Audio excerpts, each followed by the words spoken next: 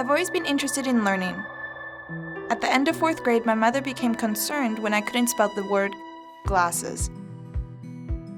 I added 4 S's and 2 E's. After 2 days of tests, I received a diagnosis that would change my life forever. I'm Gabriela Soares Álvares. This is my story.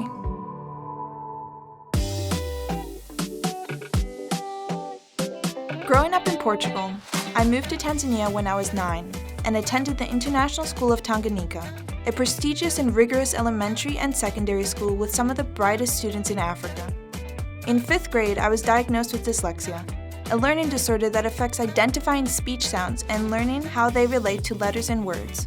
Originally, I thought I was dumb or stupid, but it took me about a year to understand that the reason I couldn't spell was because of how my brain was wired. I was told numerous times that I would never pass high school, so going to college seemed out of the question. I was determined that no one was going to pull me down because of my dyslexia, and I began to advocate for myself.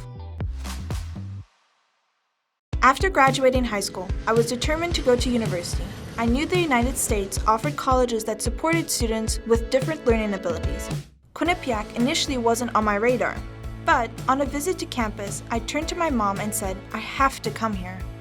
From the moment I walked into the Learning Commons and met with an academic specialist, I knew that I would have the academic resources to support my success. I wanted to choose a major that would help me become an advocate for those with learning differences. I chose media studies because of the flexibility and ability to focus on a wide variety of areas in communications. Quinnipiac opened so many doors for exploration while supporting my ambition. When I first arrived on campus, I met with Chris Rausch, Dean of the School of Communications, and spent an hour telling him my story and my goals. He introduced me to Ability Media, an organization showcasing people with different abilities. I wanted to be a spokesperson for those with learning disabilities. I wanted to help people, but first I had to find the best way to do that.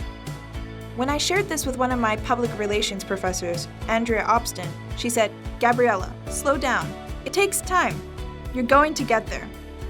This made me more thoughtful on the best way to get my message out there.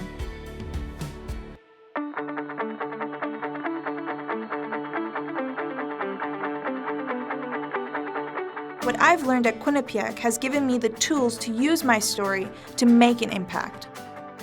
Now, almost 4 years after arriving at Quinnipiac, I prepared to graduate with my bachelor's in media studies and my master's in public relations.